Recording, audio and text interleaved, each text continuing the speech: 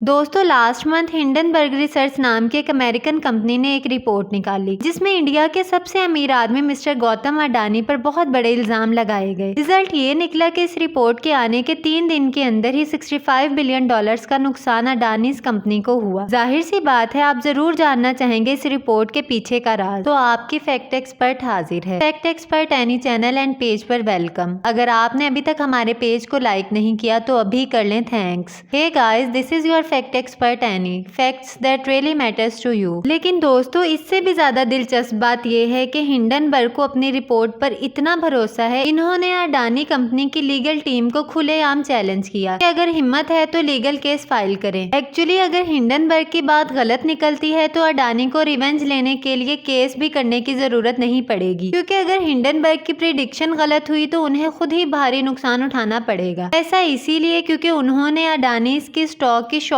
Selling की है। Report आने के बाद से गौतम अडानी के लिए शेयर बाजार की दुनिया से अच्छी खबरें नहीं आई। ये गौतम अडानी ही थे जो कुछ दिन पहले तक दुनिया के तीसरे नंबर के अमीर तरीन शख्स थे, लेकिन हिंडनबर्ग रिपोर्ट के सामने आने के बाद 10 दिन के अंदर ही वो रईसों की टॉप 20 लिस्ट से भी बाहर हो गए। इस वक्त अडानी ग्रुप काफी भारी नुकसान में है। ऐसे में सवाल ये उठता है कि इस रिपोर्ट को छापने वाले हिंडनबर्ग कंपनी की क्या कहानी है। हिंडनबर्ग कौन शख्स हैं और ये नाम कहां से आया।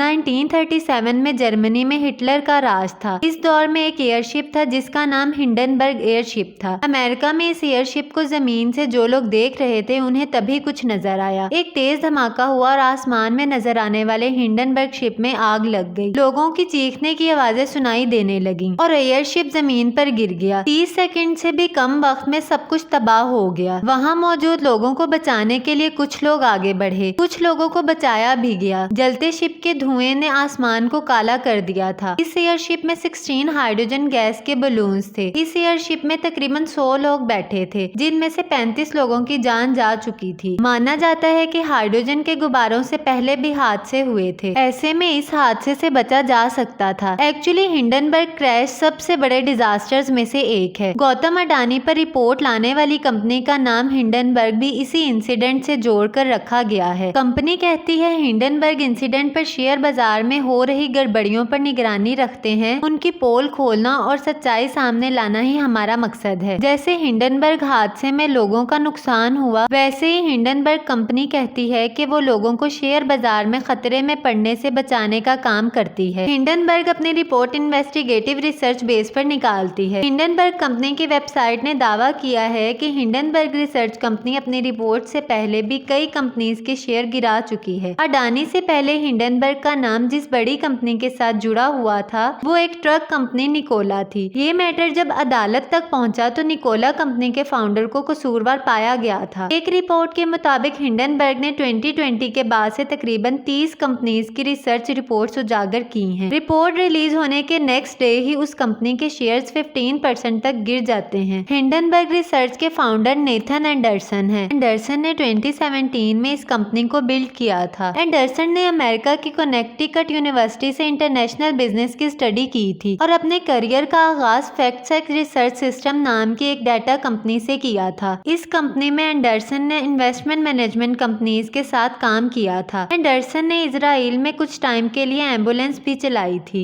उन्होंने अपने लिंक्डइन प्रोफाइल में लिखा था कि एम्बुलेंस ड्राइव करते हुए मैंने सीखा है कि प्रेशर में कैसे काम किया जाता है। कई इंटरव्यूज में एंडरसन अपना रोल मॉडल अमेरिका के हैरी मार्कोपोलोस को बताते हैं। इस वक्त एंडरसन की वजह से शेयर बाजार में हंगामा मचा हुआ है और इसका सीधा असर गौतम अडानी पर हो रहा है। दोस्तों आज के लिए इतना ही। तो अपनी फैक्ट एक्सपर्ट एनी को इजाजत दीजिए। मिलते हैं कुछ मजीद इंटरेस्टिंग फैक्ट्स के साथ अगली वीडियो में। Till then keep learning and enjoying. हमारे पेज को फॉलो कर लें ताकि मजीद आने वाली वीडियोस आप तक सबसे पहले पहुंच सकें। Thanks, bye bye.